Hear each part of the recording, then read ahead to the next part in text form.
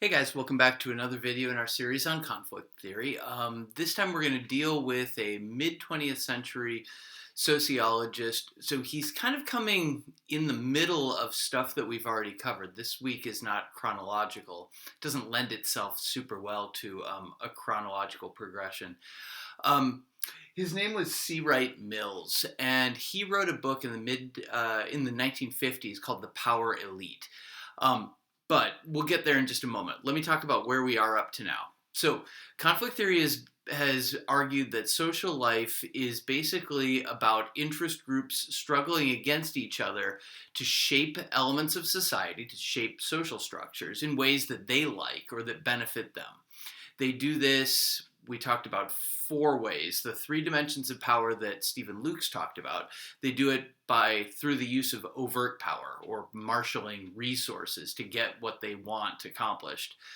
2, controlling the agenda or mobilizing bias so that only the debates they want to have are the ones that actually take place. And 3rd, influencing people's beliefs and desires, that idea of cultural hegemony. And then we talked about a 4th kind of dimension. I'd argue that it is, but it's not part of Stephen Luke's typology, which is flooding people's awareness so that they aren't able to determine the truth very easily and eventually get disoriented and despair of ever being able to do it. So they sort of check themselves out of conflict. So that's where we are up to now. In all of this, something has been assumed and left unsaid, and it's this, that differences in power between competing groups are quantitative. Some people have more, or some groups have more, and some groups have less. That's been assumed and almost seems like how else could it be? And because one of the things we've talked about is that all victories are temporary. So one group has more ability, has a quantitative surplus in power compared to others, so they win for now, but that could be reversed. That group could lose power, another group could attain more power. So it's all about a quantitative inequality. This group has more for a while, so they create society the way they want. Then the balance changes, and then this group creates society the way it wants. So that makes sense that we've talked about it that way. Wright Mills came around in the mid-50s and said, I think there is a different thing that's going on. Not that that isn't going on anymore, but we've hit a stage of industrial capitalism where we now have a particular group, he called them the power elite, that have a qualitatively different level of power. They have power that doesn't make sense to talk about it as just quantitatively more. These people basically are able to be above the main conflicts in society, and the way they want the world to be just is, and every debate that is still at that conflict theory level that we've come accustomed to talking about, that all happens beneath them. So that was his theory. He talked about this as an evolution. We'll get to this 3 levels in a moment. I want to stress this because this is going to pertain to both this lecture and the next one. This is not that people had been wrong before, but we had hit a new level in the evolution of society. And he was an American, so he's talking about industrial capitalist society. We'd created organizations that were so big and so powerful, that's the stage of evolution that he's talking about, that it has produced, instead of the conflict theory model that we've kind of assumed, which is just competing interest groups, some having more, some having less, he said, we've hit a stage where there are 3 distinct levels of power. So that's where we are right now. Top level is this group that he calls the power elite, and they are comprised of the people at the very top of the biggest corporations and the people who end up at the top of regulatory agencies in the government. And what he said was, The people who get to this level are so powerful that they kind of rotate between being in a corporation, they're in their corporation for a while, then a presidential administration comes and they're looking for the experts on a particular thing.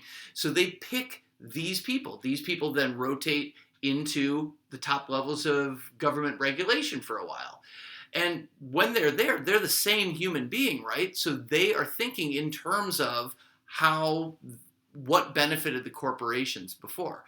All of this is taking place above the level of laws, according to C. Wright Mills, according to his theory.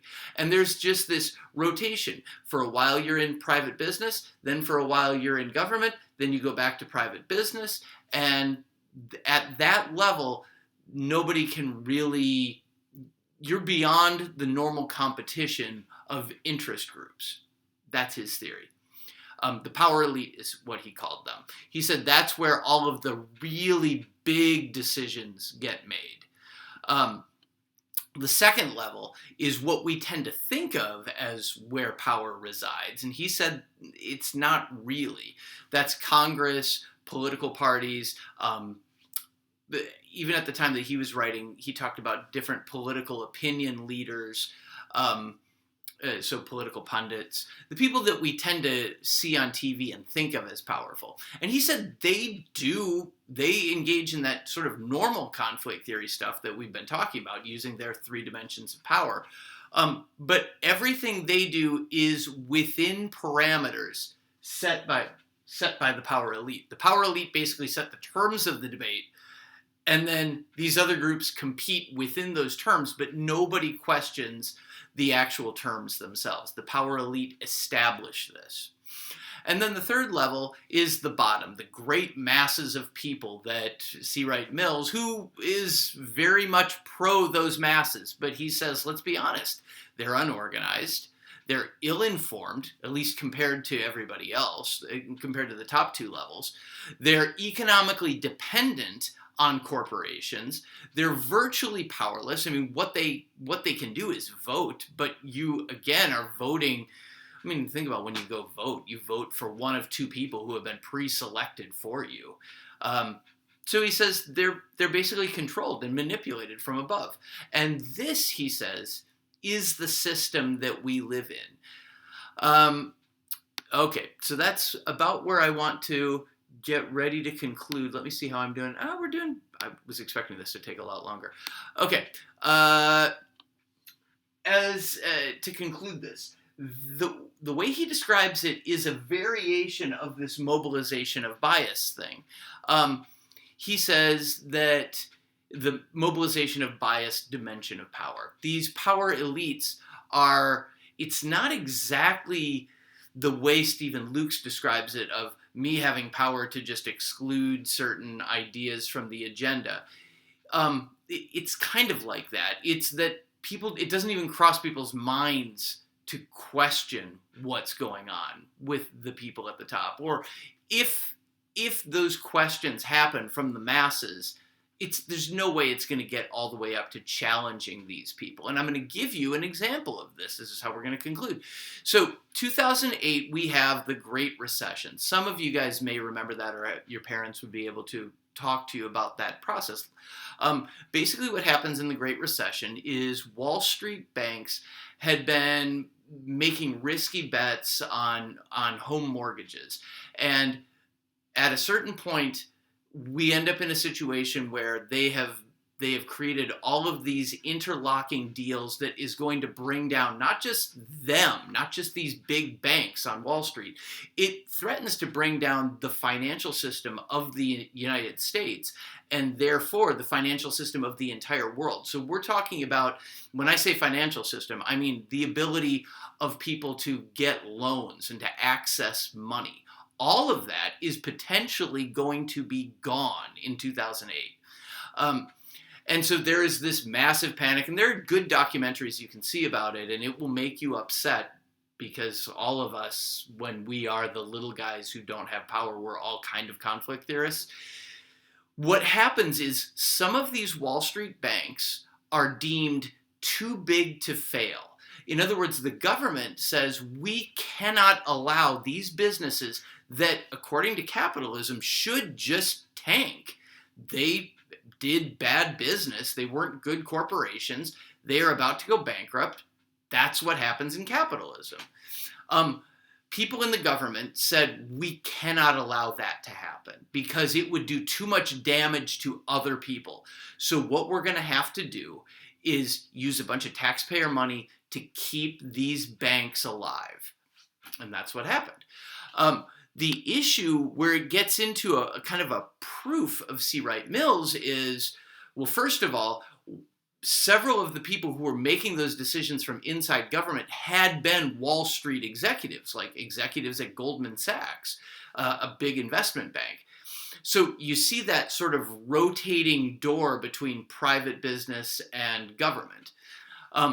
But also, after that money gets done, after the deal gets done, those banks get stabilized, the American government decides it needs to write new regulations. Well, what ends up happening is the banks are given a big say in what those rules are going to be that would regulate them. There was talk about breaking up those big banks, not allowing anything to be too big to fail anymore. That didn't end up happening. And the reason that didn't end up happening is not because it was an unpopular idea among the mass, that level 3 in C. Wright Mills. In other words, it was democratically popular, but the people in the power elite, the big banks, said, no, we're not doing that. And hence that was not done. Okay, next time we are going to make another argument about the evolution of capitalism, one that will be terrifying to you, and I apologize in advance. It's going to be from the stage of society that has only existed during your lifetimes. So without spoilers, I'll talk to you about that in the next video.